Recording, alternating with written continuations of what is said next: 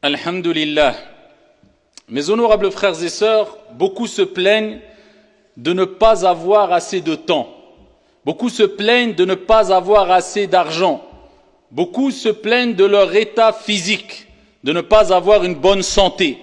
Beaucoup se plaignent tout simplement. Mais est-ce que le problème n'est pas ici du fait ou ne vient pas du fait que nous avons perdu une partie ou peut-être la totalité de ce qu'on appelle barakatullah, la bénédiction d'Allah subhanahu wa ta'ala. En tout cas, le moins qu'on puisse dire, c'est que nous manquons cruellement, dû à nos propres manquements et déficiences, de baraka dans notre vie. Il y a presque plus, ou peu, ou très peu de baraka, à tel point où ce n'est pas une personne, ou deux, ce n'est pas Foulan ou Allan simplement, ce n'est pas Mohammed ou Karim simplement qui se plaignent du fait que le temps passe vite. Du fait qu'ils se plaignent que bien qu'ils travaillent, du matin jusqu'au soir, à la fin du mois, peut-être quelquefois il se retrouve à découvert, même s'il a un bon salaire. Peut-être ils se plaignent ici de douleurs physiques de jour comme de nuit, pourtant ici ils font du sport, ils ont des activités sportives. Peut-être que tout simplement ils ne cessent de se plaindre. Mais peut-être qu'on s'est posé les mauvaises questions. Au lieu de se dire c'est peut-être parce que je fais pas assez de sport, peut-être que c'est parce que je dors pas assez, peut-être c'est parce que je travaille pas assez donc je gagne pas assez, peut-être qu'il fallait se dire peut-être que j'ai un manque de bénédiction, de baraka divine dans mon argent, dans ma santé, dans mon temps, dans ma famille, dans mes enfants, dans la vie de tous les jours, dans ma vie. C'est ce qui fait que les bienfaits ne perdurent pas, les bienfaits n'augmentent pas. Pourquoi? Parce qu'on est privé de baraka. Mais il faut bien comprendre qu'est-ce que le baraka. La baraka, c'est ce qu'on peut traduire en général par la bénédiction. Mais le sens du terme el baraka, c'est az-ziyada, c'est l'ajout, c'est l'augmentation et la stabilité. C'est ça son sens. C'est-à-dire quand Dieu bénit ton argent, eh bien il y aura une certaine stabilité dans la quantité d'argent que tu as. Et plus que cela, une augmentation. En d'autres termes, eh bien, avec le peu d'argent que tu auras, tu pourras faire plein de choses. Avec le peu d'argent que tu as, eh bien, dans tous les cas, tu le ressentiras, tu sentiras. Tu pourras faire plein de choses avec cet argent-là. On dit que c'est de l'argent qui est béni, parce qu'il a une source licite, parce que tu as cherché à acquérir cet argent de manière halal, licite. Et à côté, tu as des actions qui satisfont et qui ont satisfait ton Seigneur Tabaraka wa Ta'ala, qui a fait que Dieu a béni ton argent. Il y a des gens, voilà, il pèse pas 100 kilos, c'est pas 100 kilos de muscles, hein. Il est tout fin, tout maigre, tu le vois, miskin, comme on dit, il paye pas de mine, mais par contre, Allahumma barik, va faire le hajj avec lui. Wallahi, tu fais juste 3 tours du tawaf, t'es peut-être fatigué, et lui, il fait tous les jours tawaf, plein d'énergie. Et on voit cela sur les personnes très âgées, quelquefois au pèlerinage. Pourquoi? Moubarak. Il est béni. Sa santé est bénie. Bien que toi, tu sois jeune, t'es 30 ans, wallah, tu tiendras pas avec lui salat al-tarawih qui durera peut-être quelquefois dans certaines mosquées pendant 1 heure et demie. Pourquoi? Moubarak, al-baraka dans sa santé. Alors qu'il a peut-être 80 ans. Mais toi, tu as besoin d'une chaise. Ou alors tu trouves 1001 excuses pour pas prier salat al-tarawih parce que tu commences à avoir mal aux jambes. Pourquoi? Manque de baraka. Dans ton argent, il y a des gens qui touchent vraiment un minimum. Mais tous les jours, tu l'entendras dire « Alhamdulillah ». Et tu verras tout ce qu'il a fait avec son argent quand il arrivera à 40 ans, 50 ans, 60 ans. Il a fait le hajj, il a fait l'umrah, il a peut-être payé le hajj pour ses parents, il a fait plein de choses. Il a éduqué ses enfants, il a eu plein d'enfants, il a une personne qui a un salaire de je ne sais combien, 4 000, 5 000 euros. Peut-être qu'il n'aura pas fait le tiers de ce qu'il a fait. T'as pas fait ton pèlerinage, Yahri? Ouais, mais tu sais, il faut mettre de côté parce que tu touches 4-5 000 euros, mon frère, et tu as voyagé partout, mais tes voyages, qu'est-ce qui te reste de tes voyages qui ne sont pas illicites en soi-même? Mais c'est des voyages simplement pour acquérir un certain repos mondain. C'est bien en soi, mais la priorité, elle était où? Elle n'était pas dans ton pèlerinage. Mais pourquoi tu ne l'as pas fait? Pas de baraka. Donc il va quitter ce monde alors qu'il avait de l'argent pour faire des choses bénies. Parce que le pèlerinage, c'est un endroit béni et tu fais des choses bénies et ici, il a mis en priorité ad-dunya. Donc comment avoir cette baraka? Eh bien, il y a plusieurs moyens d'avoir cette baraka.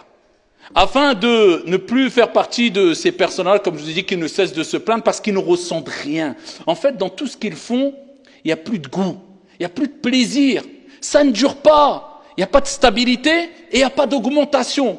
C'est comme s'il y avait des trous dans ses poches. Tous les projets qu'il entreprend, ça n'aboutit pas, il n'y a pas de baraka. Comment atteindre la baraka de façon très résumée? Plusieurs manières, on pourra en parler plus d'une heure facilement. Mais de manière très rapide, incha'Allah ta'ala. La première des choses est dua, l'invocation. Demandez à Allah subhanahu wa ta'ala, car c'est Dieu, c'est une bénédiction divine. C'est Dieu qui accorde al-baraka. Dans ta santé, dans ta vie, dans ta famille, dans tes projets, tu as besoin de baraka. C'est le tampon de réussite. C'est l'agrément. Wallah, tes projets, ils iront pas loin. Vous avez des gens qui sont dans l'illicite quelquefois. Ils ont beaucoup d'argent, tu dis celui-là. Mais t'entends 2 ans après, il est où? Soit il a eu un accident malheureusement, soit il est mort, soit il est en prison. Pas de baraka, ça dure pas. Non. El baraka, c'est quoi? La stabilité. Ça dure dans le temps. Et az-ziyada, l'augmentation. Eh bien, ici, ad-du'a. Demande à Allah subhanahu wa ta'ala de te bénir. Oh Allah, bénis, même en français. Oh Allah, bénis mon argent. Oh Allah, bénis ma santé. Oh Allah, bénis ma science. Oh Allah, bénis mon épouse, bénis mon époux, bénis mes enfants. Oh Allah, bénis mes projets. Oh Allah, j'ai besoin de ta bénédiction. Ad-du'a. Car le prophète Mohammed sallallahu alayhi wa sallam lui-même, il disait Allahumma barik li fima a'tayt. Oh Allah, bénis ce que tu m'as accordé. Donc si le prophète disait cela, qui lui-même, le prophète al-Rasoul Mubarak, le prophète il est béni. Même sa main était bénie, sa sueur était bénie. Le prophète alayhi salatu wa sallam, ce qui touchait quelquefois, eh bien, c'était ici une bénédiction. Eh bien, ici, le prophète lui-même disait Allahumma barik li fima a'tayt. Donc, tu demandes à Allah subhanahu wa ta'ala ad-du'a. Et Isa alayhi salam, Jésus lui-même, il dit, regardez, wa ja'alani, et Allah a fait de moi une personne mubarak, bénie, où que je sois. Donc demande à Allah Azza wa Jal de faire de toi une cause de bénédiction. C'est quoi une cause de bénédiction? Les gens bénis, ce sont des gens qui sont utiles. Où qu'ils aillent, subhanallah, il y a quelque chose. C'est pour ça qu'il faut fréquenter les gens bénis. C'est-à-dire les gens pieux, les gens qui aiment Dieu, les gens qui... C'est bien de les fréquenter beaucoup. Parce que quand tu es à côté d'une personne qui est bénie, qui a beaucoup de baraka, eh bien, ça peut se répercuter sur toi la baraka. Comme quand tu fréquentes une personne mauvaise, quand il lui arrive un problème, eh bien, t'es mêlé dedans aussi. Donc, regarde qui tu fréquentes. Eh bien, ici, demande à Allah subhanahu wa ta'ala, ici, de te bénir. Et de bénir tes actions et de bénir toutes choses. Parmi les choses, le Coran, car Allah Azza wa Jalla a dit, Kitabun anzalnahu mubarak. C'est un livre qu'on a descendu qui est béni. Donc, ici, c'est une source de bénédiction, c'est-à-dire une source de bénédiction. Eh bien, en lisant le Coran, tu vas acquérir une bénédiction dans ta journée, dans tes activités. Donc, c'est pour ça que c'est bien de lire le Coran tous les jours, pour se rapprocher de Dieu et pour que ça soit une source de bénédiction. Des gens ne lisent jamais le Coran. Ensuite, ils se disent, j'ai pas de baraka dans ma vie. Tu lis le Coran? Non, kitabun anzalnahu mubarak. Tu t'es éloigné de le baraka. La lecture du Coran. Le matin, salat al-fajr.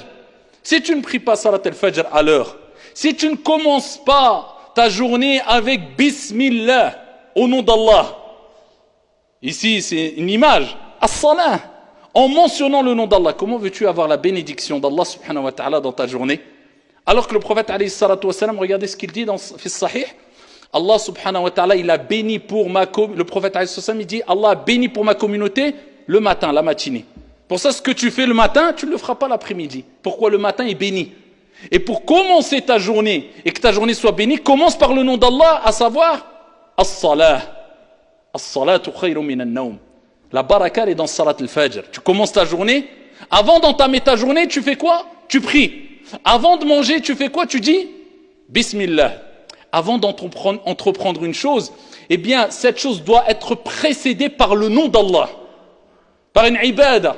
Pour que ta journée, pour que ta nourriture, pour que ton projet soit béni. Parmi les choses aussi qu'on peut citer, on peut en citer plusieurs des choses, eh bien, il y a aussi le fait d'être honnête et droit. Le prophète alayhi sallam fi Sahih Muslim, il nous dit que quand il y a deux personnes qui ont une transaction, une affaire, eh bien, ici, s'ils ont été véridiques, et s'ils n'ont rien caché de leurs marchandises, ils ont tout dévoilé, Allah bénira leurs transactions. L'affaire sera bénie. Par contre, s'ils ont menti et s'ils ont caché des choses, eh bien Allah ôtera la bénédiction de cette affaire-là. Vous voyez, la baraka elle est où? Dans l'honnêteté. La baraka elle est où? Loin de la tromperie. La baraka elle est où? Dans le fait de satisfaire Allah subhanahu wa ta'ala. Et t'as la baraka.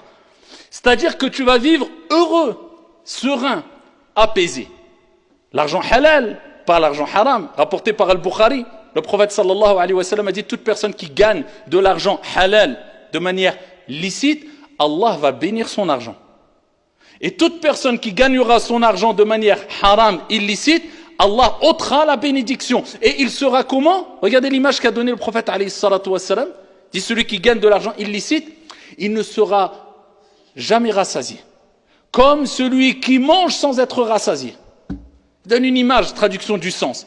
Quelqu'un qui mange sans être rassasié, il sent pas la nourriture, il mange et il a toujours faim. Eh bien il dit celui qui gagnera de l'argent haram, ça sera pareil. Pour ça quelqu'un tu vas voir dans le haram qui a beaucoup d'argent, faites compte qu'est-ce qu'il a fait de concret avec. Qu'est-ce qu'il a fait? Dans 5 ans, 7 ans, 8 ans, il lui restera rien, miskin.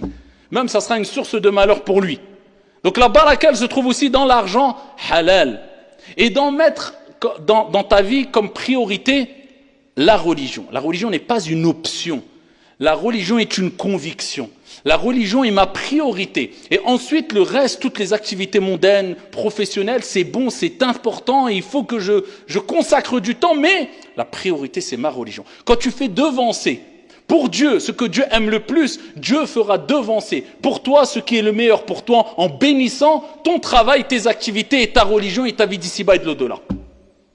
Rétribution équitable. Donc c'est comme cela qu'on doit réagir. Donc demandez à Allah subhanahu wa ta'ala, de jour comme de nuit, de vous accorder al-baraka. Et faites tout ce qui est en votre possible pour acquérir cette baraka à travers, comme je vous ai dit, la prière, le bon comportement, à travers les bonnes actions, à travers le Coran, à travers la salat, à travers le dhikr. Et je terminerai avec ça aussi. Le dhikr, vous savez, vous connaissez le hadith de Fatima radiyallahu anha wa ardaha, fille du prophète, alayhi salatu wassalam, qui est venue voir le prophète, elle a dit à Rasulallah, est-ce qu'elle a demandé de l'aide, une servante pour l'aider dans ses tâches, dans ses activités, parce que voilà, les tâches et les activités à l'époque, c'était pas comme aujourd'hui. Hein. Tu prends l'aspirateur, t'as juste à passer l'aspirateur sur le tapis, tu veux de l'eau, non, tu vas pas porter des seaux et faire des mètres, voire des kilomètres pour aller prendre de l'eau, non, c'était très difficile.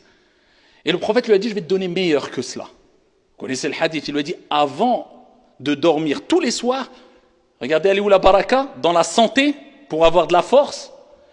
Elle est dans le dhikr, dans l'évocation de Dieu, subhanallah. Elle est dans d'autres causes aussi, bien sûr, hein, dans le fait de faire du sport, de s'entretenir.